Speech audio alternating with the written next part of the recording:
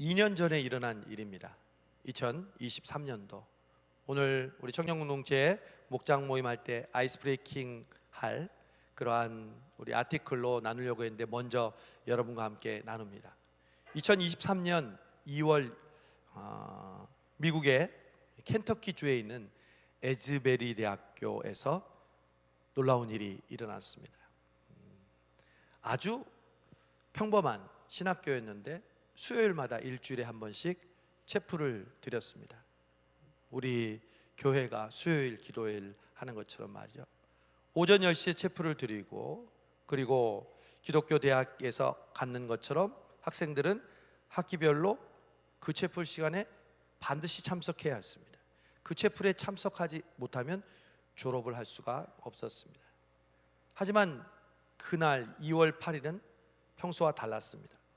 평범한 말씀, 평범한 찬양이었지만 축도한 뒤에 찬양대가 마지막 합창하는 순간 말로 형언할 수 없는 그런 은혜가 일어났습니다. 학생들은 채플이 마쳤는데도 자리를 떠나지 않았습니다. 그들은 조용하지만 아주 강력한 성령의 역사를 경험했습니다. 몇몇은 함께 모여서 성경을 읽기도 했고 다른 사람들은 팔을 들고 서 있기도 했습니다. 몇몇은 작은 그룹으로 나뉘어져서 함께 서로를 위해서 기도하고 또 다른 몇몇은 강단 앞쪽으로 나와 하나님 앞에 간절히 기도했습니다. 그리고 그 예배가 끝나고 한참 후에도 그곳에는 계속 예배와 찬양과 기도가 이어졌습니다. 목요일에는 그 다음 날에는 주변에 있는 켄터키 대학 또 캠벌랜드 대학, 퍼듀 대학 등에서 수많은 학교에서 학생들이 몰려와 예배를 드렸습니다. 그리고 그 에즈베리 대학교에서 일어난 성령의 역사는 13일째 계속되고 있었습니다. 그래서 미국 전체에 약 5만 명의 사람들이 에즈베리 대학교에 모여서 그 지역을 방문했습니다. 너무 사람들이 많이 방문해서 지역이 감당할 수 없는 수준이 되어서 캠퍼스 예배는 다음 주 월요일을 마지막으로 끝낸다고 이야기할 정도였습니다. 예배당에 들어가지 못한 천 몇백 명이 들어가는 그 예배당에 들어가지 못해서 밖에서 손을 들고 기도하는 그러한 운동이 일어났습니다. 여러분, 이게 바로 성령의 역사입니다. 지극히 평범해 보이는 그 수요일 채플, 어떻게 보면 학점을 따기 위해서 반드시 참석해야 하는 그 채플 위에 성령님의 역사가 일어나자 학생들은 자리를 뜨지 않았고 그 기도회와 그 찬양은 계속 이어졌고 심지어 그 소문이 미국의 전 지역에 나기 시작해서 많은 학생들이, 수만 명의 학생들이 그 성령의 역사의 현장을 찾아갔다는 것이죠. 여러분, 우리 사부 예배가, 우리 성수동 교회가 성령의 역사가 일어나면 우리에게도 그런 역사가 일어날 줄로 믿습니다. 우리가 잘나서가 아닙니다. 제가 무슨 신령해서가 아닙니다. 여기는 저와 여러분이 간절히 성령님의 역사를 바라고 그리고 하나님 앞에 기도할 때 우리의 평범한 설교, 우리의 평범한 찬양, 우리의 평범한 기도 위에 성령님이 역사하실 때 하나님께서 우리의 마음을 움직여 주시고 인도하여 주실 줄로 믿습니다. 우리 청소년부 이준이라는 학생도 오늘 중고등부 찬양한 다음에 우리 청년들 찬양하는 걸 보고 같이 해도 되냐고, 제가 왜 맡겠습니까? 참관인으로 같이 해도 된다고 했는데, 이런 마음이 여러분 억지로 되는 게 아니잖아요. 결심으로 되는 게 아니잖아요. 할아버지가 시켜서 되는 게 아니잖아요. 그런 마음은 성령님이 인도하시고 성령님이 이끄시지 않으면 설명할 수 없는 일입니다. 여러분, 우리가 지금 성령님이 누구신가에 대해서 배우고 있습니다. 지난주에 우리는 성령님은 내 안에 계신 분이고 그리고 성령님은 내 안에서 나를 위해 기도하시고 나를 도와주시고 나를 깨닫게 하시는 분이라고 말씀드렸습니다. 여러분, 숨바꼭질이라는 놀이를 하죠. 순례가 된 사람은 전봇대에 기대서 손바닥으로 눈을 가리고 숫자를 셉니다. 그러면 숫자를 외치는 동안 다른 아이들은 술래가 찾지 못하는 곳을 찾아 몸을 숨깁니다. 숫자를 다 센 뒤에 술래가 다 됐니? 라고 물으면 아니 라는 애들이 꼭 있습니다. 그래서 또 기다립니다. 나중에 다 됐니? 하는데 아무 대답이 없으면 이제 다 숨었다는 뜻입니다. 그러면 술래는 아이들 하나하나를 찾아 나섭니다. 어떨 때는 금방 찾기도 하지만 어떨 때는 찾기가 힘들기도 해서 쩔쩔매기도 합니다. 정말 못 찾겠다 싶으면 뭐라고 하죠? 못 찾겠다 깨꼬리. 그렇게 술래가 못 찾겠다 깨꼬리를 외치면 숨었던 아이들이 나옵니다. 아이들은 안타깝게도 저처럼 밖에서 친구들하고 숨바꼭질을 못한 아이들이 요즘은 너무 많습니다. 우리는 너무 평범하게 했던 놀이죠. 아이들은 자기 나름대로 재미있는 놀이를 하지만 우리가 어렸을 때 누렸던 그런 평범한 자치기, 38선, 오징어 육지, 구슬치기, 딱지치기 이런 걸 저는 다 해봤거든요. 삼각형도 해봤어요. 그래서 저는 아이들이 자랄 때 그 아이들하고 집에서 숨바꼭질을 합니다. 그러면 아이들이 숨으면 저는 금방 찾죠. 소리도 나고 아이들이 숨은 게 또 뭐 대단하겠습니까? 그런데 저는 아주 찾지 못할 어려운 곳에 딱 숨어 있거든요. 그럼 아이들이 못 참으면 재미가 없잖아요. 그럼 제가 뭐라고 하는지 아세요? 하면요 아이들이 찾아오고 슬쩍 발을 쫙 내밀면 찾았다 라고 합니다. 그럼 아이들이 진짜 자기 힘으로 찾은 줄 알고 박수를 치면서 좋아하죠. 여러분, 하나님과 우리의 관계가 그렇습니다. 우리는 결코 하나님을 스스로 발견할 수 없는 연약한 존재입니다. 우리의 지혜와 우리의 힘으로는요 하나님을 알 수 없어요. 하나님의 뜻을 어떻게 알아요? 인간이 신의 마음을, 생각을, 지혜를. 그러면 하나님이 어떻게 우리에게 그 뜻을 알려주실까요? 자신이 직접 나타나시는 겁니다. 우리가 찾지 않고 혹은 찾아도 찾지 못할 때 하나님은 직접 나타나시는 겁니다. 우리가 믿는 하나님은 그래서 나타나시는 하나님입니다. 우리가 지금 주목하고 있는 하나님의 영 성령님도 똑같습니다. 성령님의 특징은 나타나시는 분입니다.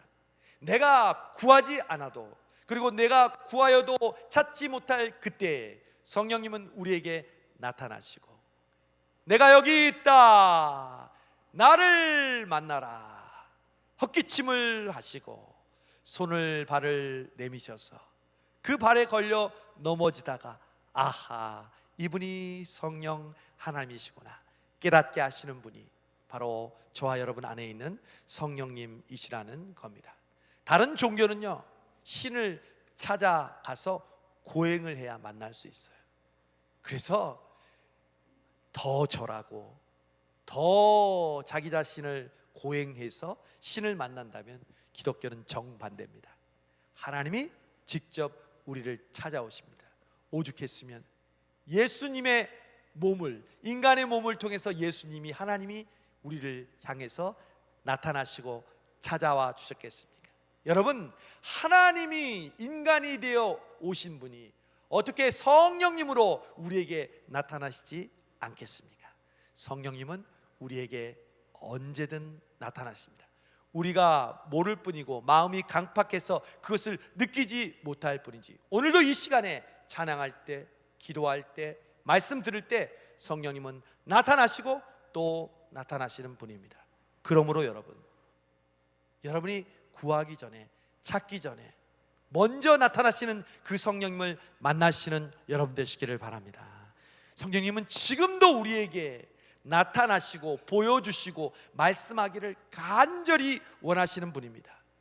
우리에게 꽁꽁 숨어 있다가 우리가 고행하고 우리가 어떤 목표에 이르러만 그때 슬며시 나타난 분이 아니라 언제든지 나타나려고 준비하고 있고 언제든지 우리 주변에 계셔서 우리가 조금이라도 그 마음을 열고 우리가 마음을 열지 못했을지라도 먼저 찾아오셔서 우리에게 자신을 나타내시는 분이 바로 우리 성령님입니다. 그 성령님이 우리 안에서 살아 계십니다. 그 성령님이 오늘 본문 10절을 보니까 오직 하나님의 성령으로 이것을 우리에게 보이셨으니 성령은 모든 것 하나님의 깊은 것까지도 통달하시느니라. 이와 같이 하나님의 일도 하나님의 영 외에는 아무도 알지 못하느니라. 여러분, 성령님이 하나님의 뜻을 아십니다. 저와 여러분을 향한 하나님의 뜻을 누가 아신다고요? 성령님이 아십니다. 우리 안에 계신 성령님이요. 그리고 그 성령님이 그 하나님의 뜻을 우리에게 가르쳐 주십니다.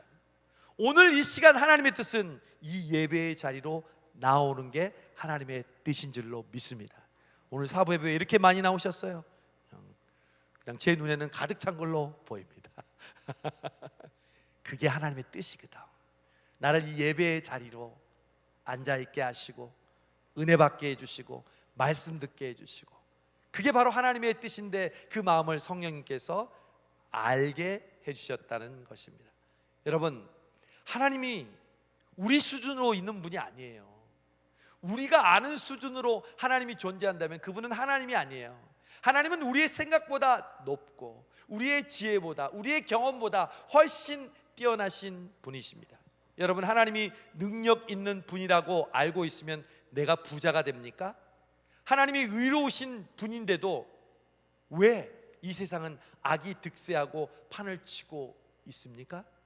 성경을 읽다 보니까 성경의 수많은 인물들이 똑같은 걸로 고민하더라고요. 모세, 다윗, 하박국, 모든 사람들이 공통적으로 이렇게 질문합니다. 하나님은 정말 공의로우신 분입니까? 하나님이 살아계시다면 왜 악이 이렇게 득세합니까? 여러분, 우리는 하나님이 사랑과 자비가 풍성하시다는 하나님으로 알고 있습니다. 그 말은 우리에게 하나님은 언제나 우리를 달래주시고 정이 많은 분으로 생각하기 쉽습니다. 맞습니다. 하나님은 자비와 긍휼의 하나님이십니다. 그러나 그것이 사랑의 하나님의 전부가 아닙니다. 하나님의 사랑은 때때로 우리에게 채찍으로 나타납니다. 그래서 하나님의 사랑은 때려 위로나 상을 주시지 않을 때도 있습니다. 고난과 환난과 고통이 올 때도 있습니다. 우리가 하나님을 아버지라고 부르는 것도 마찬가지입니다. 아버지라는 단어를 썼지만 그 아버지는 우리가 생각하는 아버지의 개념보다 훨씬 뛰어넘는 분이십니다. 하나님을 사랑의 아버지라고 우리는 말하죠. 그런데 어느 아버지가 자식을 십자가에 못 박아 죽이는 아버지가 무슨 사랑의 아버지입니까? 그런 아버지를 우리가 어떻게 이해할 수 있고 어떻게 사랑의 하나님이라고 단순하게 표현할 수 있겠습니까? 우리는 하나님의 깊은 마음을 우리 스스로는 절대로 깨달을 수 없습니다. 조금 안다고 하지만 그것으로 하나님 전부를 안다고 할 수 없습니다. 그러나 성령님께서 내가 원치 않은 일들이 일어났을 때, 내가 간절히 구해도 이루어지지 않고 혹은 정반대의 상황으로 그 시간이 지속될 때, 우리가 하나님을 안다고 하지만 하나님의 깊은 마음을 몰랐을 때 성령님께서 우리로 하여금 하나님의 깊은 것을 통달하시는 성령님께서 그것을 알려주신다는 사실입니다. 여러분, 여러분의 고통과 여러분의 실패가 결국 여러분에게 수많은 사람을 주님께로 나오게 할 수 있는 비결이 된다는 것을 아십니까? 여러분이 당한 고통을 여러분이 나중에 하나님의 은혜로 극복하고 여러분과 똑같이 예전처럼 고민하고 고통받고 있을 때 이 한마디만 하면 그들의 마음은 열려집니다. 나도 그랬어요. 가정의 어려움이나 물질의 어려움이나 건강의 어려움이 있을 때 나도 그랬어요. 그것은 내가 당한 고통이 오히려 그들을 주님께로 인도하는 도구가 되었다는 것을 나중에 우리는 알게 됩니다. 그래서 하나님을 가까이 하면 가까이 할수록 우리는 하나님을 더 잘 아는 것이 아니라 어쩌면 하나님을 더 모른다고 고백할 수밖에 없다는 것이죠. 제가 예전에 설교할 때 말씀드렸죠. 여러분, 내가 믿음이 좋으면 좋을수록 하나님께 더 간절해지면 간절해질수록요, 하나님은 모르시는 분이라고 고백할 수밖에 없어요. 그 말은 하나님은 내 생각보다 더 깊고 더 넓고 더 위대하신 분이기 때문에 그렇습니다. 그런데 그 깊고 위대하고 높은 마음을 누가 통달하신다고요? 성령님이 하나님의 깊은 마음을 통달하셔서 우리 안에서 그 마음을 깨닫게 해주신다는 것입니다. 그러나 하나님은 다행히 우리를 무지하게 내버려 두지 않으십니다. 아까 처음에 말씀드린 것처럼 하나님이 자신을 드러내시는 것처럼 성령님도 우리에게 하나님의 뜻을 드러내 주십니다. 구약시대 때는 하나님께서 직접 드러내셨습니다. 아브라함아, 모세야, 다윗아, 직접 다윗이 묻고 하나님이 대답하시는, 요즘 우리 사무엘 상하를 읽었잖아요. 얼마나 부러운지 몰라요. 다윗이 하나님 앞에 물으니 하나님께서 전쟁을 해야 될지 말아야 될지 순간순간마다 가르쳐 줍니다. 하나님이 직접 나타나셨어요. 그러나 신약시대 때는 하나님이 예수님이 되어 직접 눈으로 보고 귀로 듣고 만질 수 있게 나타나셨습니다. 그런데 이제 하나님은 예수님이 부활하시고 승천하신 뒤에 다음에 성령님을 통해서 우리에게 깨닫게 하시고 예수님을 만나게 해주십니다. 그 말씀이 고린도전서 2장 12절입니다. 우리가 읽었던 본문이다. 우리가 세상의 영을 받지 아니하고 오직 하나님께로 온 영을 받았으니. 여러분, 여기서 중요한 것이 있어요. 우리가 성령에 대해서 지금 관심을 갖고 있는데 이 세상에는 성령의 영이 있고 또 무슨 영이 있어요? 세상의 영이 있어요. 여러분 아세요? 우리는 영적인 존재예요. 그리고 그 영의 지배를 받게 돼 있어요. 그 영이 무엇이냐? 다른 말로 하면 철학이고 형이 상학이고 그리고 이 세상에 흐르는 사조입니다. 물질 만능주의가 대표적인 세상의 영입니다. 돈이 최고라는 것이죠. 그 영이 우리 속에 들어오면 신앙보다는 그 물질이 우선이 되고 그 물질이 우리의 우상이 되는 거죠. 자녀들도 마찬가지입니다. 자녀의 위치가 하나님의 위치보다 위에 있게 되면 그 자녀가 우상이 되고 그 자녀가 영이 되어서 나를 지배하게 되는 것이죠. 그러나 우리에게 하나님은 세상의 영이 아니라 성령, 하나님의 영, 그리스도의 영을 주셔서 하나님께서 우리에게 은혜로 주신 것들을 알게 하셨습니다. 여러분, 성령님은 이게 은혜구나 라는 것을 깨닫게 하십니다. 만약 여러분이 신앙생활 하면서 은혜를 깨달았다 그러면 그게 바로 성령님이 지금 역사하고 있는 거예요. 우리 지난주에 우리 종환 형제 3부 예배도 참석하고 4부 예배도 참석했는데 지난주에 중요한 시합을 했대요. 굉장히 열심히 준비해서 이제 시합을 했는데 그 시합에서 그만 졌대요. 근데 아깝게 졌대요. 그래서 잠도 안 오고 한 주간 동안에 너무 힘든 시간을 보내다가 3부 예배 말씀을 듣고 그 말씀을 통해서 위로를 받았다는 거예요. 그리고 은혜를 받았다는 거예요. 여러분, 이게 바로 성령님의 나타나심과 역사하심입니다. 하나님은 우리의 깊은 것을 통달하십니다. 우리가 실패할 때도 우리의 마음대로 되지 않을 때도 성령님이 함께 해주시면 내가 부족했지만 하나님이 함께하고 계시구나, 나를 버리지 않고 나와 함께하고 계신다는 것을 알게 해주신다는 것이죠. 사도행전 8장에 보면 에디오피아 내시가 예루살렘 절기를 지키고 다시 자기의 나라로 돌아가는 장면이 나옵니다. 내시는 병거에서 선지자 이사야의 글을 읽고 있었습니다. 예수님에 대한 예언이었습니다. 그런데 그는 유대교로 개종했지만 유대인이 되었지만 예수님에 대해서는 전혀 알지 못했습니다. 성경을 읽고 있음에도 불구하고 그 내용이 무슨 내용인지 모릅니다. 우리 여러분 성경 통독 많이 하시죠? 우리가 은혜 받는 구절도 있지만 무슨 말씀인지 어려운 구절이 있어요, 없어요? 있잖아요. 필사할 때도 은혜 받는 필사 부분이 있지만 그냥 자기도 모르게 진도가 나갈 때가 있어요, 없어요? 있잖아요. 그게 우리의 모습인데 이 병거에 탄 에디오피아 내시도 읽고 있어요. 그가 찔림은 우리의 상함을 인하며 그가 제약은 우리의 허물을 인하며 그가 징계를 받고 우리가 평화를 누리고, 읽고 있는데 그가 누구인지, 그게 무슨 의미인지 전혀 모르고 있는 거예요. 그때 성령께서 빌립에게 이디오피아 내시로 나아가라 합니다. 그리고 이디오피아의 내시에게 갔을 때 이 내시가 이야기합니다. 내가 이 성경을 읽고 있는데 그가 누구인지 나는 도무지 알지 못합니다.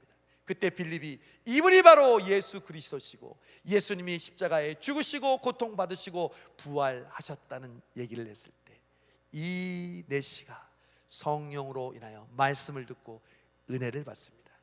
그래서 그 자리에서 내가 세례를 받지 못할 이유가 무엇이 있겠습니까? 하고 빌립이 내시에게 세례를 줍니다. 몰라도 읽으시기 바랍니다. 이해가 안 돼도 읽으세요. 성령님이 함께 하시면 여러분에게 깨닫게 해주시고 나타나시는 줄로 믿습니다. 믿어져야 믿는 게 아니라 믿으면 이해가 됩니다. 할렐루야. 이게 바로 성령의 역사의 법칙입니다. 성령께서 그렇게 이디오피아 내시에게 은혜를 베푸신 것이죠. 요한계시록에도 7개의 편지를 보낼 때마다 맨 마지막에 뭐라고 쓰여 있습니까? 귀 있는 자는 성령이 교회들에게 하시는 말씀을 들을지어다. 저도 예수님을 대신하여 이 사부 예배에 나온 성도들과 청년들에게 권고합니다. 오늘 귀 있는 자는 성령이 여러분에게 말씀하시는 음성을 들으시기를 바랍니다. 성령님은 지금도 말씀하고 계십니다. 입으로는 목사님을 통해서 말씀하고 있지만 실제로는 성령님이 여러분의 마음속에서 그 말씀을 마치 북을 둥둥둥 울리시는 것처럼 여러분의 마음을 움직이고 계십니다. 그것이 바로 성령님의 역사고 하나님이 살아계시다는 증거입니다. 여러분, 오늘도 지난 주중에 한번 만나신 분이 우리 교회에 참석하겠다고, 그래서 3부 예배가 다 끝날 때쯤 나오셨어요. 제가 그분을 딱 알아봤어요. 내일부터 새벽 기도에 나오시겠다고 하더라고요. 이 주변에 있는 많은 교회 중에 우리 교회에 와서 예배 드리고 싶고 또 마지막 끝나는 부분에 왔지만 충만의 찬양을 부르고 또 함께 기도할 때 눈시울을 적시면서 돌아가는 모습을 제가 보았습니다. 하나님께서 그 사람에게 성령으로 감동시켜 주시고 성령으로 나타나셨기 때문에 그렇습니다. 사랑하는 성도 여러분, 성령님은요 교회에 처음 나온 초신자에게도 역사하지만 교회에 오랫동안 봉사하고 섬겼던 우리에게도 새롭게 나타나신 줄로 믿습니다. 그래서 성령님은 좋으신 분입니다. 오랫동안 우리가 성령님을 알고 있고 오랫동안 교회 다녔고 오랫동안 말씀 듣고 오랫동안 기도하고 오랫동안 은혜 받았지만 여러분, 성령은 늘 새로운 줄로 믿습니다. 올해도 새롭게 우리에게 임하시고 내년에도 앞으로도 계속 우리에게 충분히 새롭게 뜨겁게 강하게 역사하시는 분이 바로 우리 성령 하나님이십니다. 여러분, 우리는 그 성령 하나님의 몇 프로를 맛보아 알았을까요? 몇 프로를 경험했다고 할 수 있고 몇 프로를 알 수 있다고 하겠습니까? 마치 그것은 우리가 세숫대야에 빠진 개미처럼, 제가 비유하죠. 갑자기 세숫대에 빠지면서 어푸 엄청난 바다에 빠졌구나. 아니요, 진짜 성령님의 그 모습, 하나님의 그 모습은 태평양 바다와도 같습니다. 개미가 그걸 어떻게 이해할까요? 저는 가끔 그런 생각을 합니다. 하나님의 은혜와 사랑을 받았을 때 우리가 막 눈물을 흘리잖아요. 감격하잖아요. 그게 하나님의 사랑의 몇 프로일까? 저는 그런 생각도 해요. 하나님이 정말 사랑하는 그 분량을 우리가 한꺼번에 안다면 우린 죽을지도 몰라요. 너무 감격스러우니까, 너무 거대하니까. 한꺼번에 그 은혜를 우리가 어떻게 감당할 수가 있어요? 그러니까 하나님은 조금씩 때를 따라 우리의 필요한 분량으로 성령으로 감동하시고 역사하시는 것이죠. 사랑하는 여러분, 이번 한 주간 동안에 사랑하는 청년 여러분, 저는 항상 고백하잖아요. 제가 목회자가 되기 위해서 청년 시간을 보내지 않았어요. 저는 정말 평범하게 여러분처럼 교사하면서 대학교 다니면서 청년 시절 옥수동에서 개척교회를 섬겼어요. 그때마다 제 마음속에 주일 예배가 끝나고 나면 월요일부터 새벽 기도 가야지, 그냥 누가 시키질 않는데 새벽 기도 해야지, 이 마음이 제 마음속에 늘 일어났어요. 저는 그때 신학교를 갈 생각을 하지 않았어요. 우리 교회도 그런 청년들이 많이 있어요. 정말 평일인데도, 그리고 어려운 순간 속에서도 새벽을 깨우고 기도하고 봉사하는 청년들이 많이 있어요. 바로 지금 이때가 그럴 때입니다. 이 한 주간 여러분, 성령님이 여러분의 마음을 역사하도록 열어놓으세요. 여러분이 그냥 결심하지 않아도 돼요. 그냥 열어놓으세요. 그리고 물어보세요. 성령님, 이번 한 주간 제가 어떻게 살기를 원하십니까? 어떻게 이 한 주간을 보내기를 원하십니까? 그런 마음속에 기도하고 싶다, 기도하고 싶다, 이 마음을 성령님께서 왜 넣어주지 않겠습니까? 솔직하게 물어보세요. 청소년 시대도 할 수 있어요. 이준아, 너 평생에 한 번 새벽 기도 나와봤니? 이번에 하나님 앞에 기도해봐. 하나님, 제가 한 번이라도 새벽 기도 깨울 수 있게 해주세요. 학교 안 가는 토요일도 좋으니 한번 깨우게 해주세요. 그러면 눈이 번쩍 뜨인다. 밤에 늦게 잤어도 새벽이 되면 번쩍 뜨요. 나도 그랬거든. 나도 청소년 시절에 그랬거든. 그것은 하나님께서 특별한 사람에게만 주시는 은혜가 아니라 정말 하나님께 간절한 마음으로, 순수한 마음으로 나가는 사람들에게 주시는 하나님의 선물입니다. 여기 있는 여러분, 사부 예배 나온 여러분은 이번 한 주간 동안에 성령 강림을 위해 새벽을 부지런히 깨우는 여러분 되시기를 바랍니다. 지금 깨우고 있는 분은 잘하신 분이고 더 열심히 하시고, 혹시 깨우지 못한 분들은 이번 주에 결단하시고 성령님께서 여러분에게 나타나시고 말씀하시고 하나님의 깊은 것을 여러분에게 깨닫게 해주시는 것을 여러분이 깨달으시는 은혜가 있기를 원합니다. 여러분, 우리의 신앙의 나이는 깨달음이거든요. 나이테가 나이의 그런 나무의 나이를 구분하는 것처럼 우리도 우리의 신앙의 나이는 직분이 아니에요. 교회 다닌 연수가 아니에요. 봉사한 연수가 아니에요. 성령님으로 말미암아 깨닫는 그 깨달음의 나이테가 우리의 신앙의 나이예요. 이번 성령 강림절, 그 나이테, 우리의 신앙의 나이에 커다란 깨달음의 나이테가 생겨서 하나님께서 우리를 더 성장하게 해주시고, 저는 저희 교회 앞에 있는 저 나무를 보면서 생각합니다. 처음에는 집사람과 함께 이 나무 가게에 가서 아주 얇은 나무를 사가지고 왔어요. 그러니까 봉고차 안에도 충분히 들어가더라고요. 그런데 저 나무가 칠자화라는 나무인데, 저 나무가 지금 자란 모습을 보니까 옆에 있는 세탁소 우리 사장님은, 목사님, 이 나무가 하늘 끝까지 자라겠어요. 왜 이렇게 나무가 크게 자라요? 저는 이 나무의 모습이 성수동교회인 줄로 믿습니다. 이따 8월에 보면 얼마나 아름답게 열매를 맺게 될지 몰라요. 제가 아까 교육위원회에서도 얘기했지만, 제가 집사람을 도와서 물 주고 우리 옥상과 우리 교회에 있는 우리 나무나 식물들을 가꾸면서 깨달은 게 있어요. 1년, 2년째는요 나무들이 진딧물도 많이 먹고 제대로 자라질 않아요. 그래서 이거 죽는 거 아닌가? 옆에 있는 우리 조팝나무가 있는데, 그 조팝나무는 파랗게 아주 그냥 풍성하게 피어 있는데, 그 전에 1년, 2년 때는요 진딧물 때문에 제가 얼마나 약을 뿌리고 얼마나 진딧물을 잡아뒀는지 몰라요. 그런데 작년부터 올해 이르니까요 그냥 풍성하게 병충해를 이기고요 엄청나게 풍성하게 자라는 거예요. 그런 나무들이 얼마나 많은지 몰라요. 비밀인데요, 뽕나무도 뽕잎을 누가 누에벌레가 먹고 다 죽었는데 그게 죽지 않고 살아서 저 구퉁이에서 지금 오디가 열리고 있어요. 저한테 오시면 한 개 나눠서 드시게 할게요. 제가 거기서 깨달은 게 뭔지 아세요? 1년, 2년 그 병충해와 싸워서 이기면 하나님은 풍성한 열매와 은혜를 저절로 맺히게 해주시고, 저 칠자와 나무처럼 불쑥불쑥 성장하고 자라게 하시는 것이 우리 성수성교회여 여러분의 믿음인 줄로 믿습니다. 그러므로 여러분, 결론을 내립니다. 이번 성령 강림 주일에 여러분 성령님을 사모하십시오. 성령님의 충만을 간절히 기도하십시오. 이미 경험했던 분도 아니요, 새롭게 경험하십시오.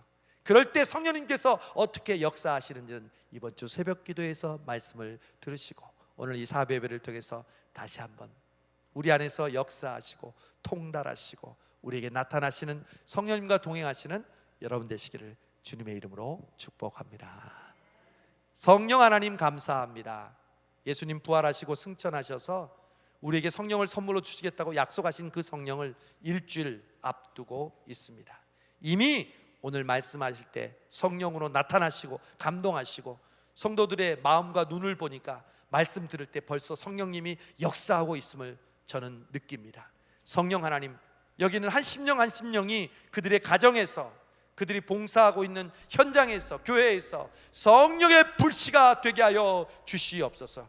우리 성수동교회도 에즈베리 신학교와 같이 평범한 예배, 평범한 찬양과 말씀을 들었는데 성령의 역사로 기도와 말씀과 찬양이 끊이지 않고 더욱더 기도하고 싶고 예배드리고 싶고 찬양하고 봉사하고 싶은 마음이 계속해서 이어지는 교회 되게 하여 주옵소서. 여기는 이 귀한 성도들이 그 성령의 인도하심을 받는 주인공 되게 하실 줄로 믿습니다. 예수님의 이름으로 기도하옵나이다. 아멘.